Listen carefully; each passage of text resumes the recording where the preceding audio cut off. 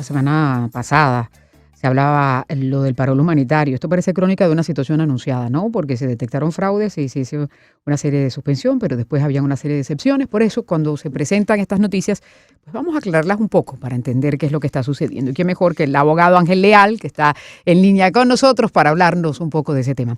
¿Cómo está, abogado? ¿Cómo le ha ido? Muy buenos días. Gracias por atendernos. Cómo no, yo encantado de saludarle, buen día y feliz inicio de semana. Esto era como de esperarse, ¿no? Porque ya habíamos conversado en el pasado con ustedes esto del parol humanitario, de que la matemática a veces es una ciencia exacta, aunque cuando la gente no sabe sumar y restar le puede dar un resultado diferente. Pero cuéntenos un poquitito qué es lo que está pasando con todo esto, el fraude que se ha detectado. Bueno, el fraude que se ha reportado, que pudo haber ocurrido con el programa, es que hubo un fraude o un presunto fraude con usos de números de seguros sociales, direcciones y teléfonos, en algunos casos utilizados cientos de veces. Aproximadamente 101,000 formularios fueron presentados por lo que están llamando patrocinadores en serie, por 3,200 patrocinadores, cuyo nombre se presenta en 20 formularios o más.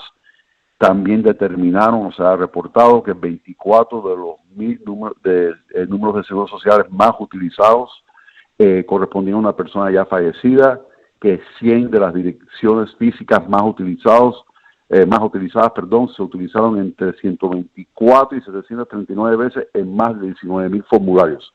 En fin, Yoli, aproximadamente un 6% de las solicitudes que se hayan presentado bajo este programa pudieron haber sido fraudulentas.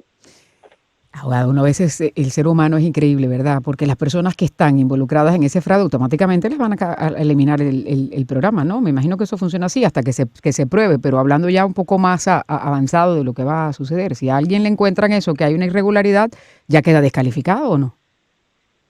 Sí, y esto era de preocuparse desde un principio, cuando vimos los mercados de patrocinadores, donde se consideró que las personas podían participar o vender su patrocinio, lo cual en este espacio siempre denunciamos como un fraude inmigratorio. Nunca se debe de pagar para obtener un beneficio inmigratorio. Esto debiera haber sido un programa donde se basaba el patrocinio en algún lazo afectivo, lazo familiar, desinteresadamente, que el patrocinador, residente, ciudadano americano, tepeciano, refugiado, asilado, haga este proceso por algún ser querido o por algún lazo afectivo, nunca por lucrar, nunca por dinero, nunca para comercializar. También se ha filtrado y se ha reportado que hay algunos patrocinadores quienes hayan utilizado la información sin que tengan conocimiento de eso y que estén patrocinando beneficiarios que no conocen. Y esto pudo haber pasado si usaron tramitadores o llena papeles como parte del proceso, quien a la vez tal vez haya vendido la información. Revisen bien sus cuentas de UCIS, revisen que los beneficiarios son las personas que usted verdaderamente patrocinó.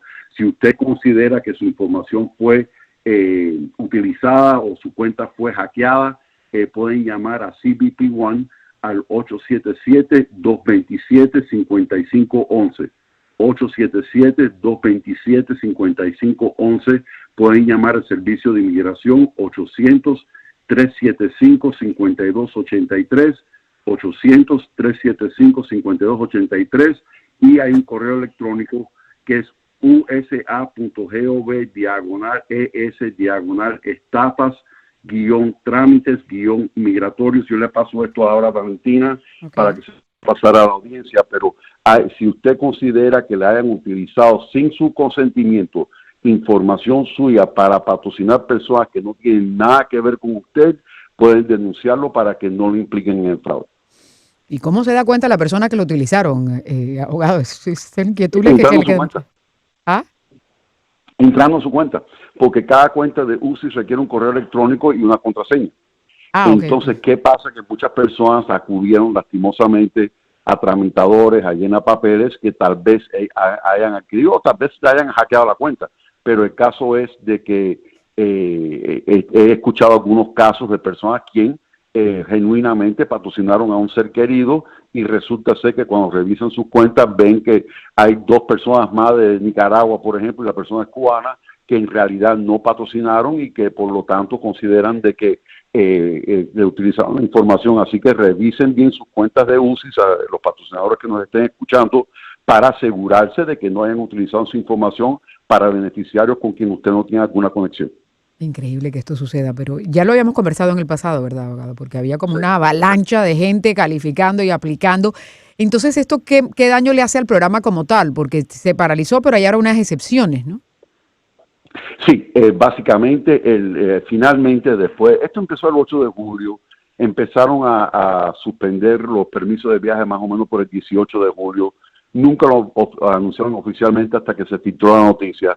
Ya está en la página web de inmigración, ucis.gov/CHNB, donde literalmente dice que el Departamento de Seguridad Nacional ha temporalmente suspendido emitir los permisos de viaje por adelantado, las autorizaciones de viaje por adelantado para nuevos beneficiarios bajo el programa de Cuba, Haití, Nicaragua y Venezuela, mientras que haga una revisión del proceso de patrocinio, que continúan aceptando el formulario I-134A, que es la declaración de patrocinio económico, pero que sin embargo ninguna solicitud será confirmada hasta que se haga una revisión del patrocinador y que el proceso sea completo. Aquellos beneficiarios quienes ya recibieron sus permisos de viaje deben de revisar sus cuentas de UCIS para ver que no le hayan revocado el permiso de viaje. Si a usted no le han revocado su permiso de viaje, usted es beneficiario o beneficiaria, usted puede viajar. Aquellos quienes obtuvieron el permiso de viaje y después viene el mensaje que le revocaron el permiso de viaje, no van a poder viajar, y aquellos que están en proceso esperando la confirmación de su solicitud, pues ya saben que han suspendido emitir nuevas autorizaciones de viaje hasta siguiente aviso. Ahora, una pregunta, abogado. ¿Esto puede ser retroactivo cuando se compruebe en la investigación y lleguen hasta personas que ya se supone que llegaron aquí y están instaladas y detectan el fraude?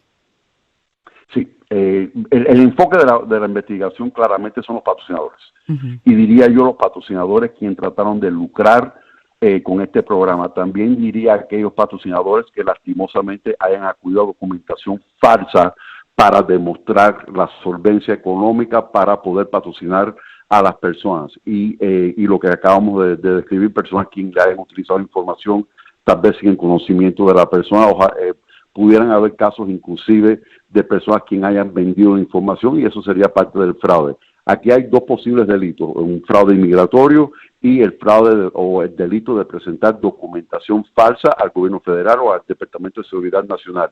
Importante notar siempre que cada vez que usted presenta un trámite inmigratorio, está afirmando bajo penalidades de perjurio que toda la información es verdadera y correcta y según su mejor conocimiento. Estamos hablando este era un proceso que implica presentar verificación de empleo, declaraciones de impuestos, estados de cuenta de banco, títulos de propiedades, para demostrar esa solvencia económica para que ese beneficiario o beneficiaria tuviera la mayor oportunidad de poder inmigrar para acá. Así que aquellas personas, inclusive recomendaría a quien hayan recibido un aviso de revocación, deben de consultar con un abogado antes de tomar el siguiente paso. Pero a su pregunta, independientemente que el enfoque de la investigación son los patrocinadores, cualquier beneficiario, quien haya participado, quien haya colaborado, quien procuró ese patrocinio, vamos a decir entre comillas, fraudulento, también puede enfrentar una consecuencia inmigratoria. Esto puede llevar a cabo consecuencias inmigratorias para no ciudadanos y consecuencias penales para aquellas personas quien haya perpetuado el fraude o la presentación de documentos falsos. Bueno, habiendo dicho eso y la investigación, ¿hasta cuándo cree usted que va a estar este programa de Parol? Es difícil saber, Yoli, porque lo que pasa es, y lo que me preocupa es en el momento que ocurrió, porque ocurrió en temporada de elecciones. Uh-huh. Entonces, desde mi punto de vista, aunque no han suspendido el programa y el programa sigue vigente y la página web de inmigración sigue en pie, la realidad es que creo que el futuro del programa va a depender del tiempo que demore esta investigación, las elecciones, y realmente no pudo haber pasado en un peor momento. Y lo más triste de todo esto es que este fraude pudo haber impedido décimas de miles de personas, para no decir 100,000 personas o más, que pudieron haber entrado legítimamente bajo este programa humanitario, entendiendo las situaciones que hay en Cuba, Haití, Nicaragua y Venezuela, por supuesto, y por eso es un tema serio, porque esto pudo haber evitado que personas genuinamente que llevan un año o más, un año y medio, esperando su proceso legalmente, correctamente, con documentación real, no hayan podido venir porque le ha robado al gobierno el tiempo para adjudicar esos casos, investigando estos casos fraudulentos. Pues eso se resuelve fácil, ¿no? Restringiendo lo que es el patrocinador. Tiene que haber un vínculo directo y eso ya elimina un poco el fraude, ¿no? Sí, es lo que van a investigar, es una investigación del Departamento de Seguridad Nacional, la unidad antifraude del Departamento de Seguridad Nacional y el Departamento de Justicia, quien también está participando en esta investigación. Claro, pero como eso tiene demora, entonces hay que esperar Sí, a ver cuánto. sí, por eso De pronto aquí a 2 años sabremos qué es lo que pasa, ¿no? Mientras tanto, ¿qué otras bueno, sí. noticias? Dígame. No, básicamente es eso y realmente, como digo, el que quiere aspirar al programa genuinamente, desinteresadamente, lo pueden hacer. Lo que hay que esperar que levanten la suspensión temporal de estos permisos de viaje y recordar también que todo esto empezó no solamente por los motivos humanitarios, pero que este proceso de libertad condicional, pero también para tratar de disminuir el flujo de la inmigración irregular en la frontera sur. En un principio funcionó, en realidad se convierte más en una medida humanitaria, creo yo, que en un mecanismo para parar el flujo migratorio en la frontera sur, pero es complicado y por el momento el programa PIBE fue declarado legal por una corte federal, eso lo hablamos en este espacio, pero vamos a ver. Sí, vamos a ver pero esto lo preveíamos, ¿no? Porque estaba como mucha gente aplicando demasiado rápido y conseguir el patrocinio porque no es tan fácil a veces como parece, sobre todo en las categorías para migrar aquí a los Estados Unidos. Estas medidas también porque se estaba anunciando la semana pasada que iban a hablar con Panamá, que se iban a hacer otra serie de iniciativas. Ya esto no tiene que ver directamente con la ley de inmigración, pero sí con el flujo de inmigrantes. ¿Usted cree que va a tener un impacto? Es correcto. Lo que ha tenido, puede ser, lo que yo creo que ha tenido el mayor impacto es la nueva reglamentación teniendo que ver con las personas que cruzan ilegalmente a la frontera sur que quedan descalificados para pedir asilo. Parece que eso ha funcionado, los números de cruces fronterizos han bajado sustancialmente, no al punto que pueden suspender la reglamentación porque ya los números han bajado, creo que de la cifra que establecieron para poder suspender el programa, pero parece ser que eso sí está funcionando pero eso va a ser retado legalmente también, se cuestiona la legalidad de ese programa, pero para aquellos que no hayan escuchado la transmisión anterior, los que tratan de entrar ilegalmente por la frontera sur van a quedar automáticamente descalificados para asilo. Las únicas personas que pueden pedir asilo son aquellas personas con cita previa a través de la aplicación móvil CBP One. Tienen que esperar la cita que, dicho sea de paso, anunciaron la semana pasada que ahora pueden pedirlo desde el sur de México, desde Tapachula y Tabasco. No necesariamente tienen que ir al centro o al norte de México para poder presentar su solicitud de cita a través de la aplicación móvil para no entrar ilegalmente y presentarse con cita previa. Muy bien. ¿Algo más, abogado, que quiera comentar?